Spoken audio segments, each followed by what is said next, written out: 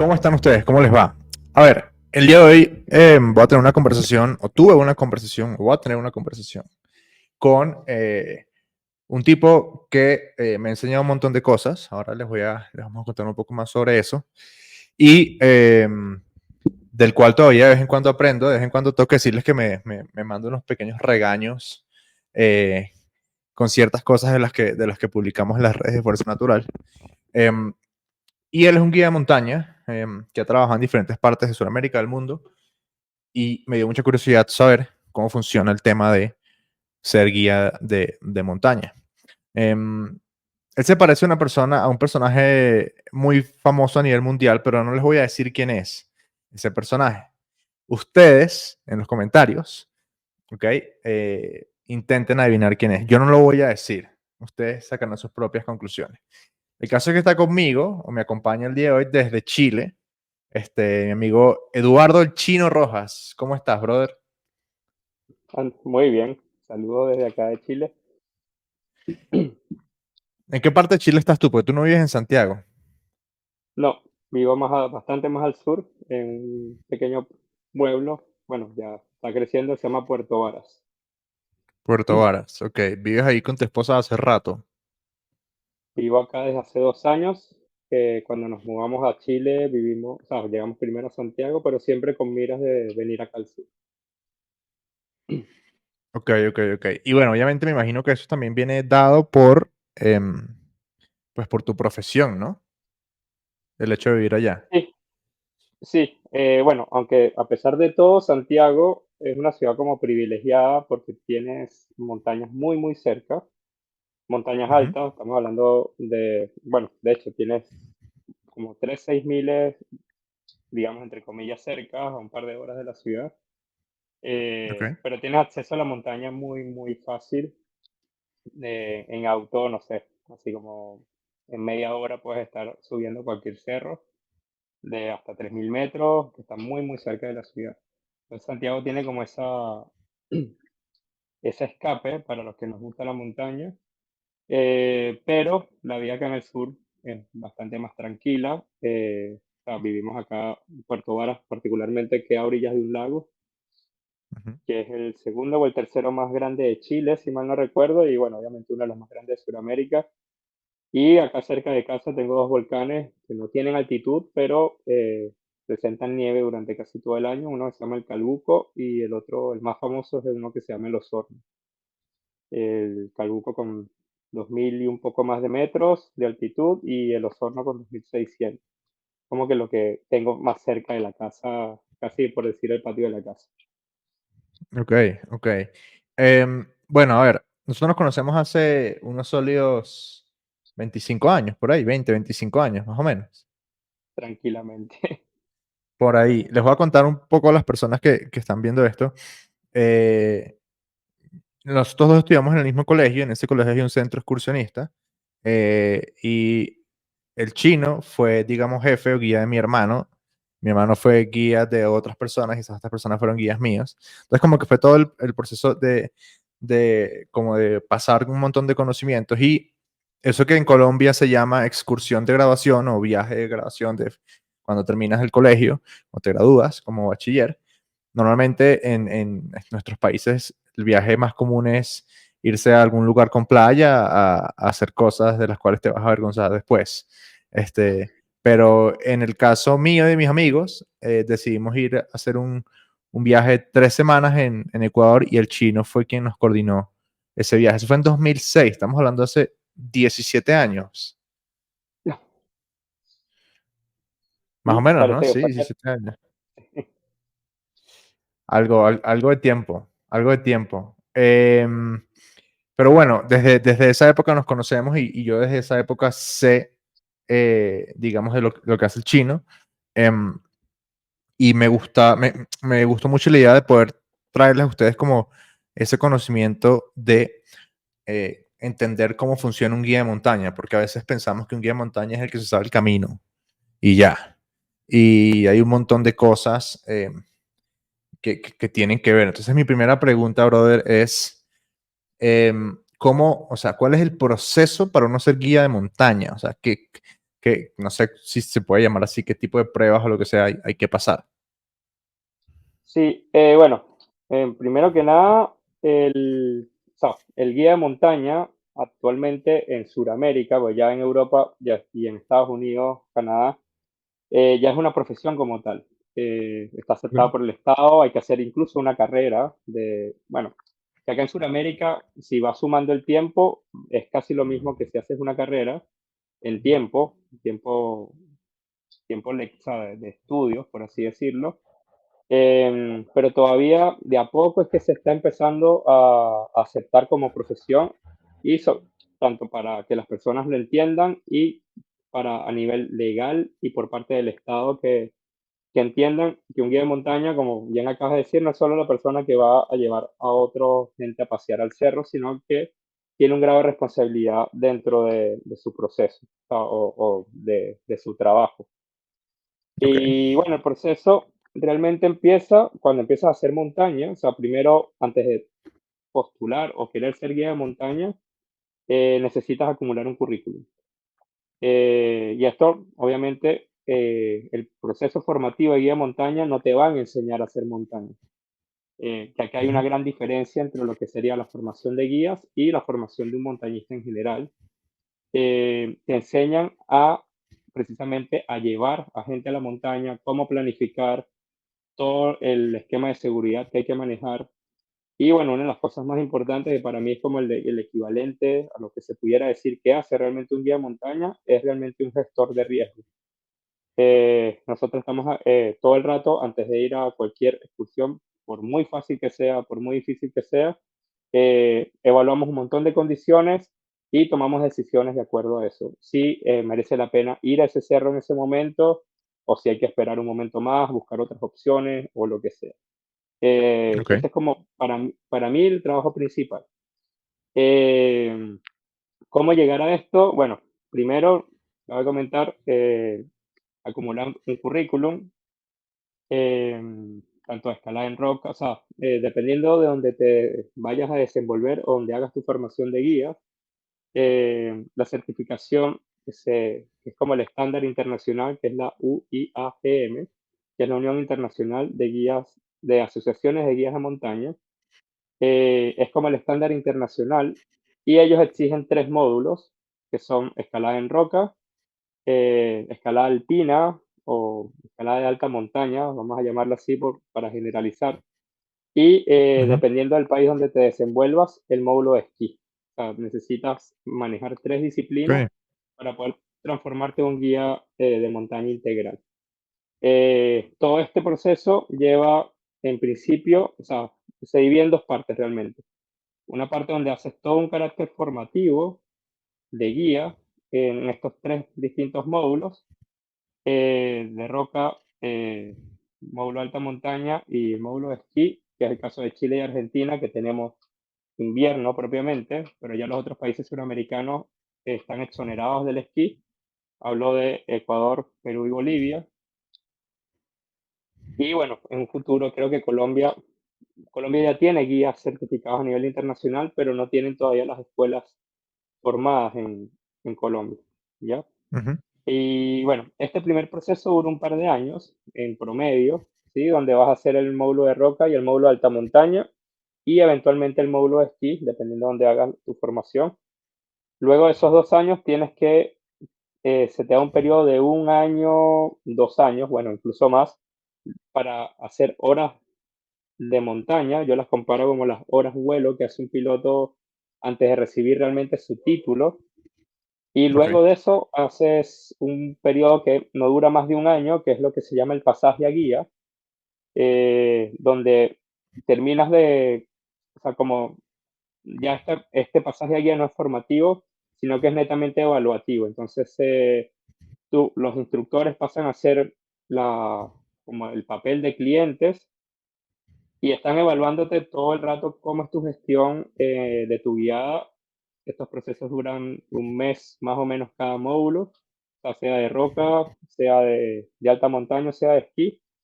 Y una vez que obtienes ya eso, lo que se conoce como el pasaje a guía, ya tienes como tu titulación como guía de montaña con la certificación internacional, que es, bueno, la que yo poseo y la que tiene varios colegas acá en Sudamérica. Hay un tema que recuerdo em, de tu parte con este tema de terminar la certificación para ser guía y Bolivia. Algo pasó, ¿no? Recuerdo como que no fue un tema como tan sencillo de sacar, que la cosa fue luchada. Claro, al igual que Andrés, yo soy de Venezuela. No, me tocó hacer la formación en Bolivia, donde nos enviaron una invitación o sea, tenías que cumplir con un currículum mínimo y bueno, aplicamos, logré entrar por suerte. Hay otro compañero que también aplicó y ya terminó su formación. Pero bueno, Bolivia con o sea, con sus cosas buenas y cosas malas, y muchas veces había como desorganización, te avisaba muy a última hora. Todos estos procesos además requieren una preparación, o sea, uno se tiene que preparar tanto física como técnicamente. Y bueno, si te avisan, no sé, un par de meses antes, sobre todo un país que hay que viajar, nosotros en aquel momento también para salir de Venezuela tampoco era tan fácil. Entonces había que planificarse bastante para poder ir a estas formaciones. Ya yo tenía el grado de aspirante y me faltaba el pasaje a guía y eso es lo que comenta Andrés, que estuvo como dando tumbos, esperando el momento hasta que por fin eh, levantaron la señal y bueno, ahí fuimos y se logró el objetivo. Ahora te pregunto, porque, es decir, tú antes de ser guía, de obtener la titulación, pues ya tú podías, o sea, hacías guianzas, ¿sí? Pero mi pregunta es, así como, no sé, voy a decir algo supremamente fuera de la línea, pero para que me entiendan, cuando un médico se gradúa de cirujano, no quiere decir que puede ser una cirugía corazón abierto, o sea, hay un montón de cosas más, ¿sí? Pero la pregunta es, una vez que obtienes el título, ¿qué cambia? O sea, ahora, ¿qué sí puedes hacer que no podías hacer antes? Bueno, a nivel de papel, nuevamente a nivel de teoría, antes, en principio, si no tienes una certificación o una acreditación de guía, no puedes realmente guiar a nadie en montaña. Ok, Luego, como les comentaba, este primer proceso formativo se conoce con el nombre de aspirantado. Y cuando termina ese proceso formativo, el currículum o las horas que tienes que cubrir son guiando, obviamente. Y lo ideal es que vayas guiando bajo la tutela de un guía que ya esté certificado completo.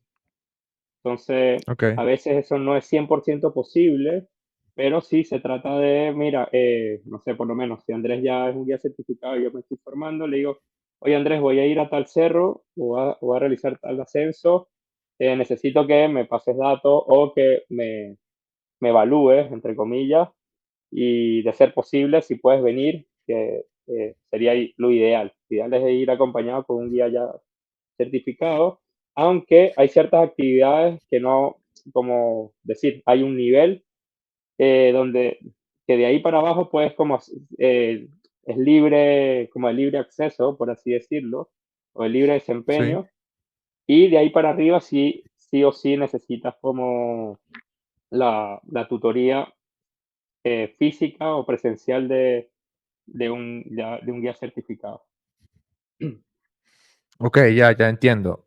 Porque, o sea, a ver, entiendo perfectamente eso, pero digamos que eh, es como bastante amplio el sentido de guiar, ¿sí? Porque si tú vas con tu pareja a la montaña y tú te sabes el camino, técnicamente lo estás guiando, ¿no? Pero entonces, ¿qué procesos también mi pregunta también va con qué procesos más formales? Porque, a ver, por ejemplo, em, cuando uno habla de un guía, ¿sí? Uno se imagina que es la persona, como te decía al principio, que se sabe el camino. Pero ¿qué pasa cuando te piden una guianza a una montaña, una expedición, una excursión que tú no conoces? Es decir, creo que ahí entra, entra en juego una gran diferencia y es el tema de la preparación académica o como lo quieras llamar, de cómo preparar una expedición a un lugar que existe la posibilidad que el guía no conozca, pero por su preparación como guía previa, pues pudiese hacerlo. No sé si me explico. Sí, sí, es parte de lo que es la pregunta a veces muchos clientes. ¿Conoces el cerro? Y yo, si soy bastante sincero, le digo no, pero tranquilamente lo puedo organizar. Parte de la formación, y es lo que siempre tratamos de enfatizar, y por eso nosotros las formaciones, acá ahora me pongo yo del otro lado como instructor, tratamos de irlas rotando y de no hacerlo siempre en el mismo sitio, porque como que es como hacer la misma caligrafía, por así decirlo, sin cambiar un poco las condiciones. Y la idea de la Ujú, formación de guía, como bien comenta Andrés, es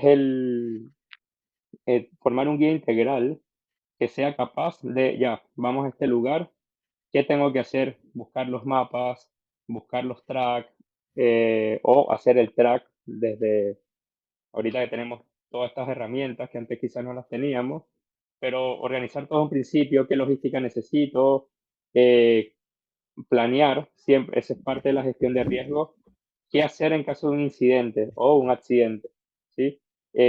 A quién tengo que llamar, eh, salgo con radio, salgo con satelital, salgo con InReach, salgo con celular, si tengo señal, eh, o sea, todo este tipo de variables. Tengo apoyo de ujú, mulas, tengo apoyo de porteadores, o no hay nada, tengo que ir totalmente autoabastecido. Todo eso es parte como de nuestro trabajo como guías de montaña. No es solo mostrarle el camino a alguien, sino también toda la parte de logística que está por detrás, como detrás cámaras de cualquier ascenso que no se ve. A quién llamar, los contactos, ubicar. em, y bueno, todo esto va muy de la mano con el tema de seguridad, obviamente. Entender que es un pronóstico meteorológico, por lo menos ahora que estoy en invierno, eso fue también una novedad para mí cuando terminé mi módulo de esquí, el conocer la nieve realmente, algo totalmente nuevo, y el riesgo y peligro de avalanchas, que está, no importa si es invierno o verano, si hay nieve, existe ese riesgo, ok, y manejar todo ese tipo de conceptos, tanto de seguridad, planificación, y bueno, también está una parte que nosotros le llamamos habilidades blandas, que es cómo ujú, tratar a la gente, cómo lidiar con situaciones.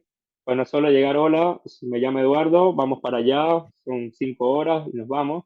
Eh, la persona puede tener cualquier problema eh, mm, eh, emocional o lo que sea, hay que saber lidiar con eso.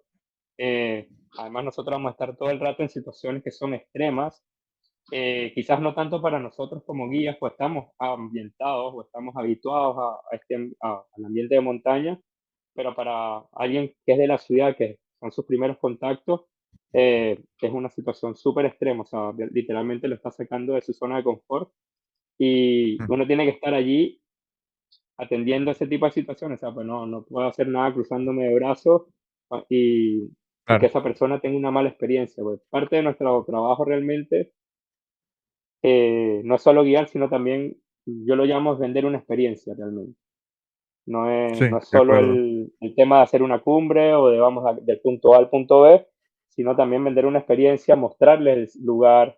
Entonces ahí también viene parte de nuestro trabajo de estudiar, aunque no conozcamos el lugar, estudiar qué voy a ver, qué cultura se vivía allí, o qué se come, enseñarle a la gente que no es solo ir a ese cerro, sino que también saber que ahí hay un grupo de gente que de repente esas montañas son sagradas o tienen un significado muy, muy espiritual, para esas personas, y dárselo a entender también a la gente que quiere ir a esos lugares.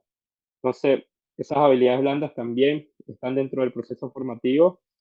Y bueno, además de todo, sí o sí tienes que cumplir con cursos y protocolos de rescate en áreas agrestes, tanto de primeros auxilios como de rescate.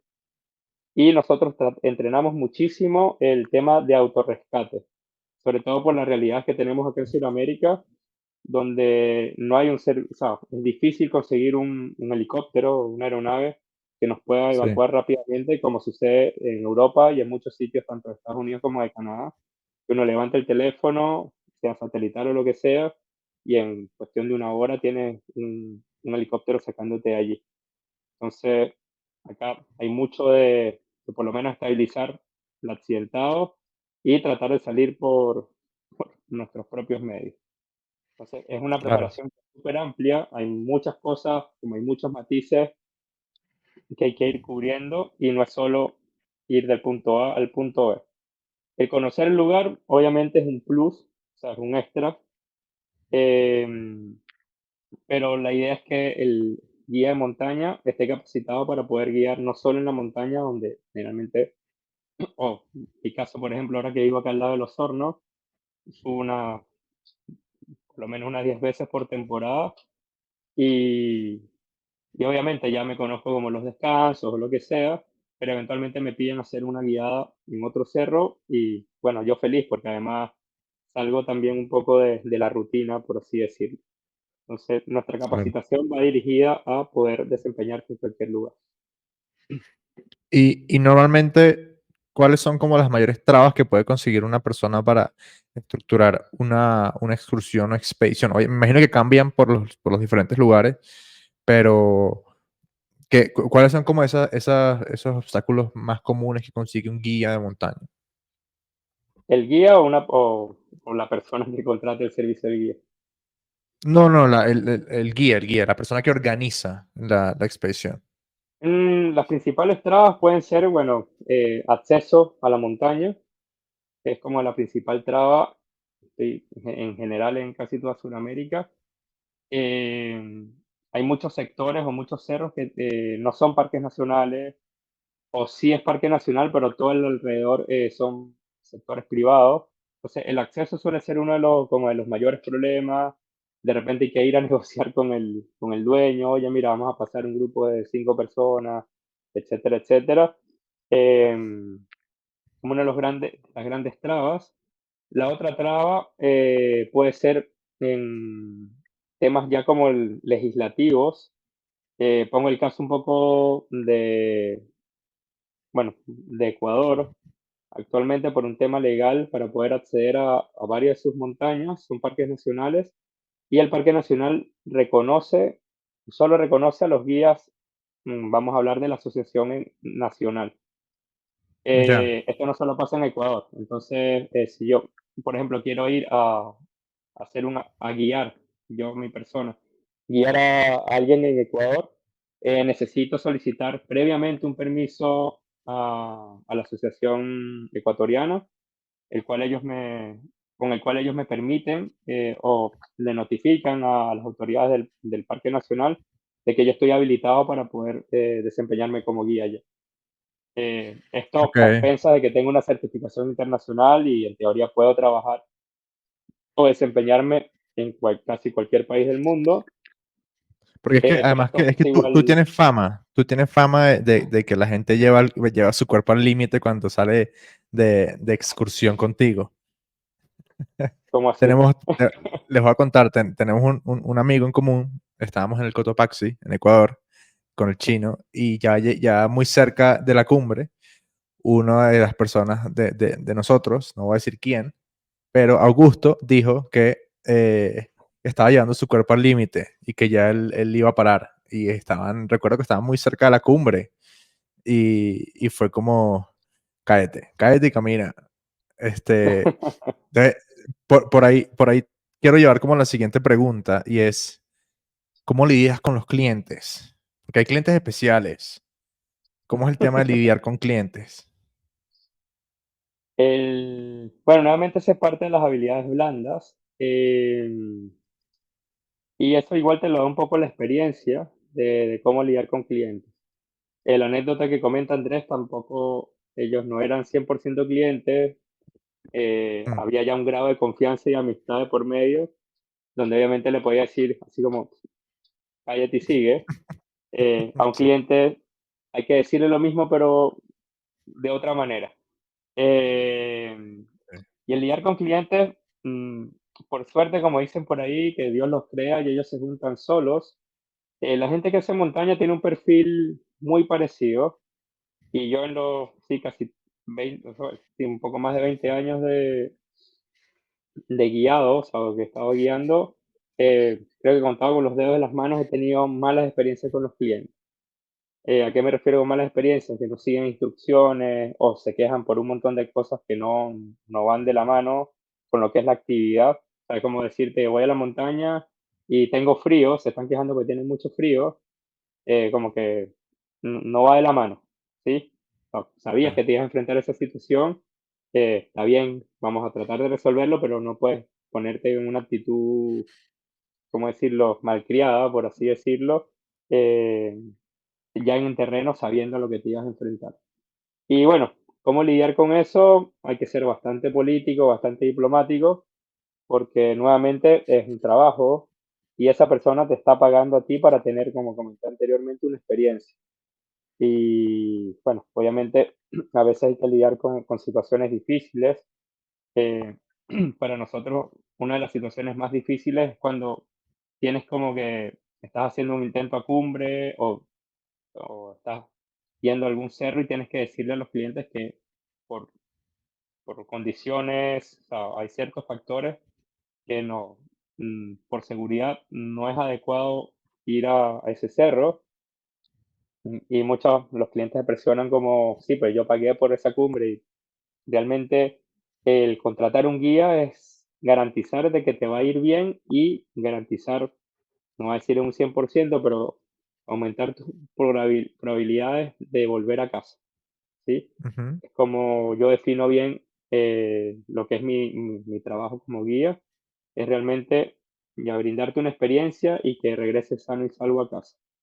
Y en lo personal a mí también me interesa regresar a casa para seguir trabajando, para estar con mi familia y todo ese tema. O sea, el tema de cumbre para mí es como la guinda del pastel y, y es parte de eso que hay que lidiar muchas veces con eso.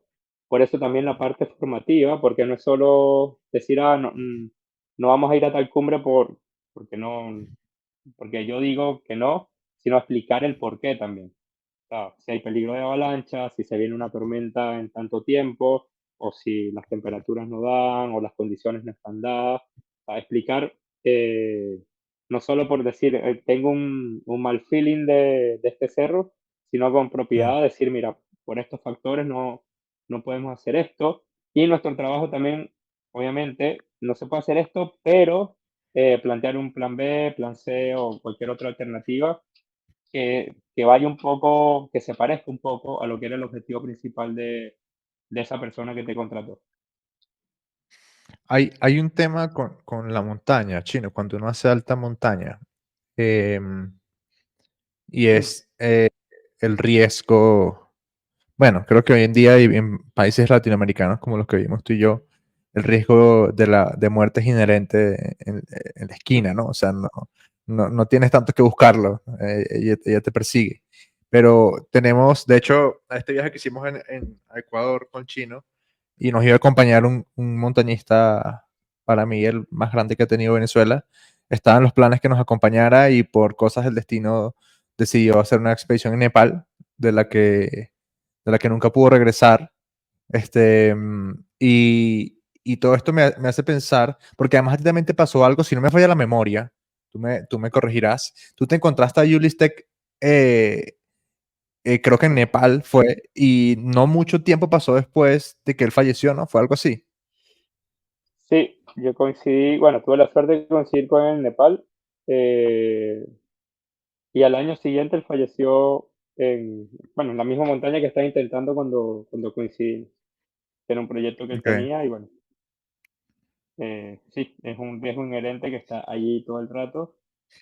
eh, y bueno, también en el caso por lo menos de Wally Steck, Eh, él mismo lo comentaba en sus documentales que está siempre caminando en el filo de la navaja. Ujú, Eh, bueno, el mismo caso, como bien está súper conocido Alex Honnold, ujú. aunque creo que ya le bajó un par de marchas ahora, un par de cambios, eh, pero también a mí no me hubiese extrañado que en un par de días me hubiesen dicho que lamentablemente falleció, súper escalador, eh, pero están donde falla cualquier cosa y chao. Sí. Ahí mi pregunta para terminar de complementar era como, a ver, por ejemplo, em, yo conozco a tu esposa eh, y, y entiendo que por más sencillo que pueda ser sencilla que pueda ser la salida que vas a hacer, nunca deja de haber un riesgo, ¿no? Em, por más, o sea, si vayas a donde sea, al muro a escalar. Em, pero la pregunta va más sobre cómo, o sea, cómo desde la planificación crees tú que se pueden mitigar riesgos. Em, con la planificación ya tú, o sea, si haces una buena planificación, primero vas a saber a qué te vas a enfrentar y vas a llevar las herramientas adecuadas para enfrentarte a eso. Por ejemplo, una montaña muy fácil, sin meter la parte técnica de llevar cuerdas y equipo especial, revisas el pronóstico y te dice que va a haber unas temperaturas muy bajas, entonces ya sabes que tienes que llevar buen abrigo o la ropa adecuada, ¿sí? Entonces ya ahí mitigaste el riesgo o el mayor riesgo que quizás pudieras tener en esa montaña de, de que te pudiera dar hipotermia o pudiera sufrir de congelaciones o cosas asociadas al frío. Entonces, esa es la manera con la cual nosotros mitigamos el riesgo. Eh, ya obviamente, si vamos a un cerro, tratamos, un cerro más técnico, tratamos de averiguar primero el grado de dificultad de las rutas, qué equipo voy a necesitar, ¿sí? O sea, no solo la parte de ropa, sino el equipo técnico, sean piolet, crampones, cuántos mosquetones, qué tipo de cuerda, toda la logística, qué tipo, que acá nos vamos un poco más hilando fino, si voy a escalar, qué Ujú, tipo de roca me voy a enfrentar. Cada roca tiene sus características eh, y de acuerdo a eso, el equipo que voy a llevar para poder mitigar nuevamente los riesgos de una eventual caída. O no sé, si esa montaña tiene mucha roca suelta, por ejemplo, ahí empiezo a planificar qué horarios me convienen y qué horarios no. Hay unas horas donde hay más probabilidades de caídas de piedras, que son generalmente cuando está amaneciendo, cuando hay cambios de temperatura bruscos realmente. Entonces, que es ujú, generalmente cuando amanece y al final de la tarde cuando en el atardecer o cuando cae el sol, que baja drásticamente la temperatura, sobre todo en lo que es la línea ecuatorial, o sea, Ecuador, o sea, bueno, Colombia, Ecuador, Perú, Bolivia quizás no tanto, pero igual tiene unos cambios muy, muy drásticos entre lo que es esa hora, entre día y noche. Esos cambios drásticos de temperatura producen desprendimiento de material. Entonces, tratar ujú. de no estar en la línea de tiro en esas horas. Eso es mitigación de riesgo. Entonces, todos esos son conocimientos que uno los tiene ya como previamente cuando has hecho montaña y sobreviviste quizás a tus primeros años, pero luego se afianzan cuando haces la formación de guías, como es bien, bien marcado estos por qué, que son quizás intuitivos en cierto momento, pero ya cuando te formas a nivel profesional, ya entiendes el por qué, cuál es la dinámica de la montaña y todo el tema, y ahí es cuando empiezas a mitigar todos los riesgos. Ok. De hecho, tengo que aquí soy aquí eco de lo que dice el chino, porque tanto con el chino como con otra persona de la cual yo he aprendido muchísimo, que es Rainer Bostelman, que un día lo voy a tener acá, no sé para qué lo voy a sentar acá a hablar de algo. Eh, recuerdo muy bien que siempre las premisas eran primero seguridad, segundo seguridad y por último seguridad. De resto, o sea, em, pueden pasar cosas, Entonces te la pero foto. seguridad ante todo. Chino, que no se sale nunca o que nunca falta en tu morral. Cuando vas a la montaña, no me importa si vas de caminata con Mafe y las niñas o si vas a intentar no sé, una concagua. Mira, lo que nunca sale realmente de mi mochila es la linterna. ¿La Eso qué? nunca sale. La linterna. Ajá. La Ok, linterna, ok, ok. una navaja y, bueno, para salidas muy, muy tontas no, pero en todas mis mochilas, ah, pues tengo una mochila grande cuando voy a, como a excursiones más largas tengo mochilas de asalto, tengo varias, y en todas ellas, como para evitar que se me olviden una de ellas, tengo una manta de salvamento de estas aluminizadas. Son cosas que Ya. realmente, en mi caso, como que nunca salen de mi mochila. Bueno, además que el botiquín siempre está, indistintamente sea muy grande, muy pequeño, depende de la excursión que vaya a hacer. Ujú. Bueno, y últimamente con toda esta tecnología que hay, sí o sí algún equipo de comunicación que me permita salir a nivel satelital o lo que sea, o sea, por lo menos tener comunicación lo más rápido posible en caso de tener algún problema. Pero en Ok. principio, la linterna, una cortapluma, navaja y la manta de salvamento, que realmente la he usado un par de veces, no en situaciones muy extremas, por así decirlo, pero sí me ha tocado como vivaquear de emergencia y sí hay una diferencia entre no tener nada y tener esa que uno piensa que es una tontería, pero sí te aísla bastante de lo que es el medio ambiente. Sí, sí, de acuerdo. Estoy supremamente alineado contigo en ese sentido. Tú ahorita estás trabajando en Chile, pero si alguien que está aquí escuchando nos dice, oye, yo quiero hacer un plan por allá por abajo, ¿qué estás trabajando ahorita? ¿Qué se puede hacer contigo para que la gente sepa un poco? Mira, actualmente ahorita empieza la primavera y es como una temporada idónea para hacer por lo menos cerca donde yo vivo todo lo que son, que llaman los volcanes del sur de Chile, que muchos de ellos son igual frontera con Argentina.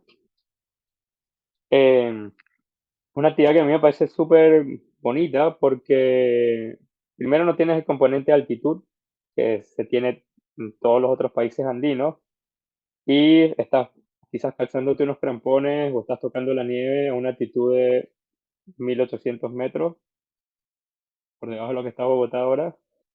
Y Así es. como que no tienes el componente de altitud que siempre afecta a nivel físico, ¿sí?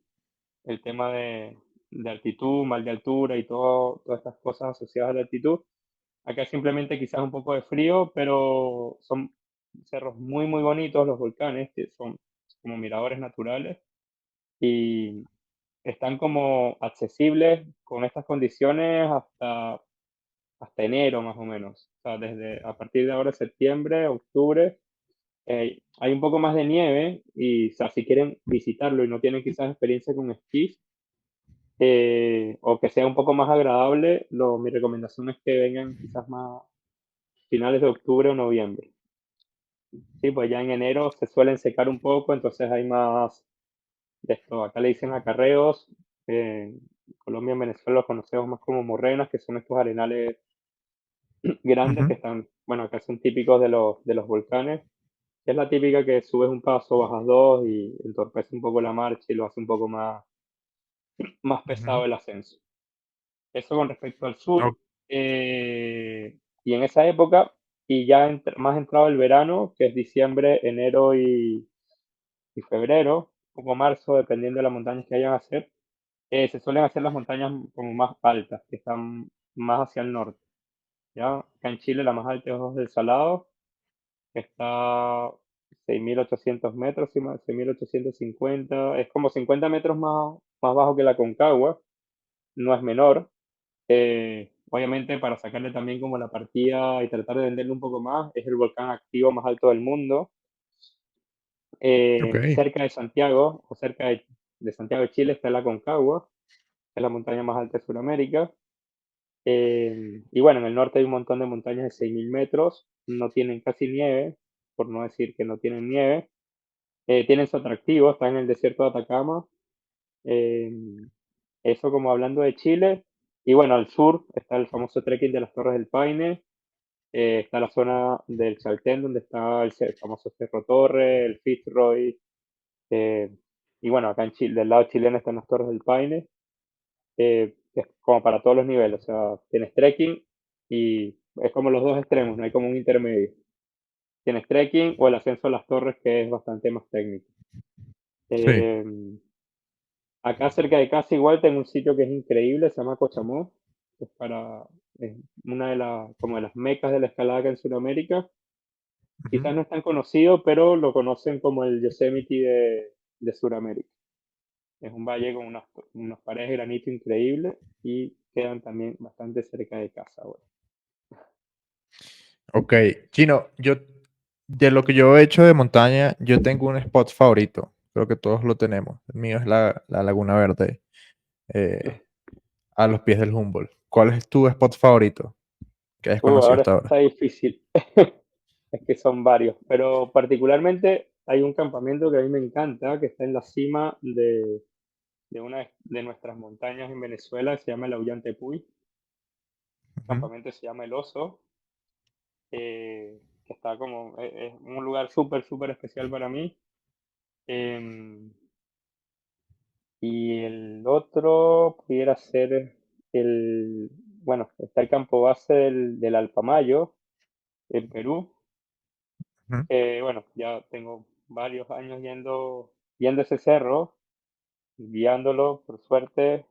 Y bueno, a pesar de un cerro muy bonito, es un valle donde hay como muchos contrastes porque es justo como el límite vegetación, roca, hielo y nieve. Y bueno, ahí como que convergen un montón de cosas, hay una vista increíble y yo creo que ese sería como el otro sitio así de mis favoritos. Y bueno, el otro es acá en Ok, casa que tengo vista de los hornos y el Calbuco y no me puedo quejar. claro, no me Pero imagino. ese Eh, no es en montaña, ese es en casa. Te hago las últimas dos preguntas. Tú y yo solemos cruzar mensajes, temas, libros, películas, documentales relacionados a todo este mundo. Eh, ¿Qué documental o qué película no puede dejar de ver alguien que le gusta la montaña? Mm, ahí es como película o documental. Bueno, es que a alguien que le guste la montaña es un rango amplio, hay tantas pelis. Sí. Em, pero bueno, Recomiéndame como una bien, que te guste a ti. oh, el documental de Wally Steck me parece increíble, porque no solo la parte de montaña, sino que es como la parte de trabajar para lograr un objetivo. O sea, no solo tienes la parte de Mm, montaña, donde logró sus récords, sino que también tienes el cómo logra ese objetivo, poniéndolo, dándolo todo, literalmente. De hecho, hay una frase que a mí siempre como me marcó un poco de él, que él decía, yo no tengo ningún talento, o sea que lo dudo, y él decía, mi talento es realmente que soy muy freak o muy dedicado de los entrenamientos. O sea, cuando me pongo una Ok, meta, trabajo por ella a tope. O sea, como ok. en la parte de disciplina, era como lo que marcó un poco más de ese documental. De resto hay un montón, no sé, está la película Son de muchos. Messner, que a mí me parece increíble, la de Sí. Nana Parbat, pero ya esas son como historias de alguien que ya está haciendo montaña, por ahí le entiende un poco más. Yo creo que la siguiente pregunta ya más o menos la respondiste, que te iba a preguntar por un libro y yo asumo que va a ser alguno de Messner. No, o sea, ¿No? bueno, Ok. los libros de Messner son increíbles, pero para alguien que esté iniciándose en montaña, yo creo que uno de los libros que a mí más me ha gustado y que me parece encantador es uno que se llama Los Conquistadores de lo Inútil, Lo de tengo aquí Lionel atrás del Ferrer. computador. Lo tengo Ya, aquí atrás. me parece que es un clásico del montañismo y me parece un libro fascinante, además que el personaje que lo escribe rompió muchos paradigmas en su momento y siempre fue como muy bajo perfil, por así decirlo. Y el otro libro, Montañas de una vida, de Walter Bonatti. Bonatti, a mí me gusta, bueno, aquí nos podríamos quedar todo yo hablando de esto por horas, pero a mí me gusta más cómo escribe Bonatti, incluso cómo escribe Haveler, que cómo escribe eh, Messner. Siento que Messner es demasiado crudo. Y bueno, sí es él, pero me gusta más un poco la narrativa de, de los otros dos. Em, Brother, no, gracias. Gracias por este rato. Qué cool que nos puedas contar lo que nos hayas podido contar un poco de lo que tú haces. Ya saben, aquí voy a dejar aquí abajo en la descripción del video cómo contactar al chino, por si alguno de ustedes se quiere pegar un viaje al sur el sur del sur. Él es el hombre para hacerlo. Fue recomendado, yo lo he hecho. Así que, nada, bueno, brother, gracias por el espacio. No, gracias a ti por la invitación. Abrazo. Nos vemos pronto a todos. Chao, chao.